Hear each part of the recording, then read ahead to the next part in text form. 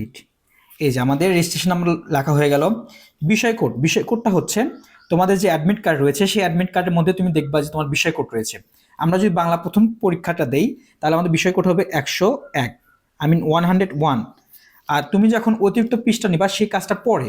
এখন আমরা এই যে রোল নাম্বার, রেজিস্ট্রেশন নাম্বার, বিষয় কোডটা রয়েছে সেটি এখন ভরাট করে দেখাবো। দেখো এখানে 4 আছে না, তাহলে 4 কোথায় আছে? এই যে এখানে। এই যে 4টা তুমি কি করবা, একদম বৃত্ত ভরাট করবা। এই বৃত্ত ভরাট করতে হবে বল পেন দিয়ে, মানে কালো কলম দিয়ে। তারপর হচ্ছে 6, তুমি 6 বৃত্ত ভরাট করবা। তারপর হচ্ছে 4 বৃত্ত ভরাট করবা। তারপর রয়েছে 0 বৃত্ত ভরাট করবা। তারপর হচ্ছে 6 বৃত্ত ভরাট করবা।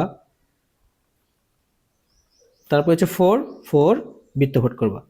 দেখো হয়ে গেল কিন্তু। হ্যাঁ, যদি এরমভাবে না করতে পারো তাহলে বেশি স্পিডে করার দরকার নেই, আস্তে আস্তে করবা। তারপর আমাদের রোল নাম্বার যেহেতু শেষ, রোল নাম্বার একটা চেক দিবা, 4 6 4 0 6 4।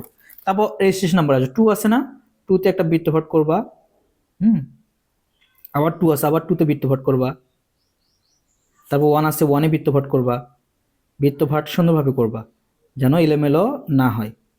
তারপর 2 আছে, আবার 2তে বৃত্ত ভরাট করবা। তারপর 8 আছে, 8-এ বৃত্ত ভরাট করবা।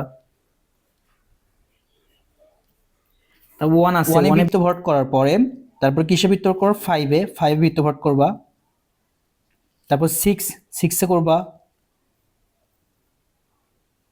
তারপর 9 আছে, 9-এ করবা। তারপর একটা রয়েছে 8-এ করবা। হ্যাঁ, দেখো যে বরাবর যে সংখ্যা সেই সংখ্যা বরাবরই করবা।